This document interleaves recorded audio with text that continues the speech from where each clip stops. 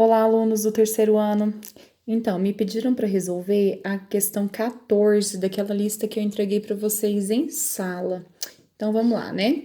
A questão 14 é a seguinte: três cargas elétricas pontiformes idênticas, Q1, Q2 e Q3, são mantidas fixas em suas posições sobre uma linha reta, conforme indica a figura a seguir. Sabendo-se que o módulo da força elétrica exercida sobre Q1 por Q1 sobre Q2 é de 4 vezes 10 a menos 5 newtons. Qual é o módulo da força elétrica resultante sobre Q2? E aí ele deu algumas alternativas, deu o desenho aqui que eu já reproduzi ele na minha folha.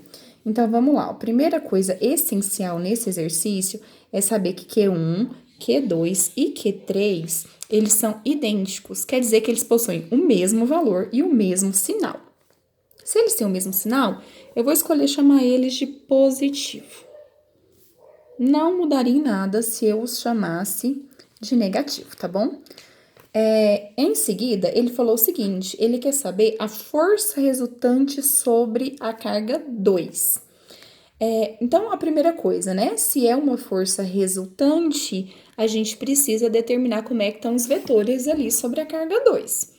Porque a força resultante vai expressar a ação das outras forças que atuam, todas as forças que atuam em 2. Então, a força resultante em 2 vai ser, primeiro, entre 1 e 2, como elas têm cargas de mesmo sinal, a gente tem uma força de repulsão. Então, o 1 empurra o 2 para longe. Essa é a força que a carga 1 faz na carga 2. Entre a 3 e a 2, nós temos a mesma coisa, também uma força de repulsão. É a força, né, que a carga 3 faz na carga 2. Viram que elas têm a mesma direção, ambas estão na horizontal, porém em sentidos opostos? Sendo assim, a resultante é calculada por meio de uma subtração. Então, vai ser F32 menos F12. Ok, até aí tudo muito tranquilo. Como a resultante é uma subtração, o que eu preciso descobrir?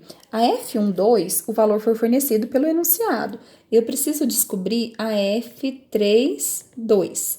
Descobrindo a F32, eu jogo lá na subtração e descubro qual é a força resultante sobre a carga 2. Mas como é que eu vou fazer para descobrir a força resultante que a carga 3 faz sobre a carga 2? Como é que a gente faz isso, pessoal? Primeiro, eu preciso, aqui, em vez de a gente sair calculando, até porque eu não tenho o valor das cargas, eu só sei que elas são idênticas, eu posso fazer uma análise e chegar a uma conclusão sobre esse resultado. Então, olha aqui, ó, o que é a F12? O que é a força que 1 faz em 2? É a K, que é a constante eletrostática, é Q1 vezes Q2 dividido pela distância entre 1 e 2 ao quadrado, certo? O que é a F32? A F32 é o K, que é a constante eletrostática, o Q3 vezes o Q2, dividido pela distância ao quadrado. Ó, vocês concordam comigo que o K tem o mesmo valor para cá e o mesmo valor para cá? Que 2 tem o mesmo valor nas duas? Que as cargas, elas não são idênticas? Então, que a carga 1 também não tem o mesmo valor que a carga 3? Ou seja, o que está mudando, então, aqui de uma situação para outra? A distância, né? A distância entre 1 e 2 não é a mesma distância que entre 3 e 2. Porém, se a gente olhar no desenho, a gente percebe que a distância entre 3 e 2 é 5 e que a distância entre 2 e 1 é 10. Ou seja, a distância entre 2 e 1 é o dobro da distância entre 3 e 1. Então, aqui a gente começa uma análise. Olha, se todos os outros fatores são iguais, eu só preciso relacionar a distância para mim descobrir a F32, que é o meu objetivo. Como é que eu vou fazer isso aqui, então? A F12, né, 4 vezes 10 à quinta, a F32 vai ser alguma coisa vezes ou dividido por AF12. Então, vamos lá. Se eu quero saber F32, que é essa aqui, ela não tem, a distância aqui não é 2 vezes menor que essa aqui? Aqui a distância é 10. Aqui a distância é 5. O que que a gente conclui aqui, então, ó? Se daqui para cá a distância não diminuiu, quer dizer que a F32 vai ser maior que a F12. Então, quer dizer que eu vou multiplicar a F12 por um valor aqui. Mas qual vai ser esse valor? Olha, a distância diminuiu 2 vezes. A força vai aumentar com o quadrado dessa distância. Então, 2 ao quadrado, 4. A gente chega nessa relação, que a F32 vai ser 4 vezes a F12. A F32 vai ser 4 vezes. Olha quanto que vale a F12. 4 vezes 10 é menos 5. Então, vai ser 4 vezes 10 a menos 5.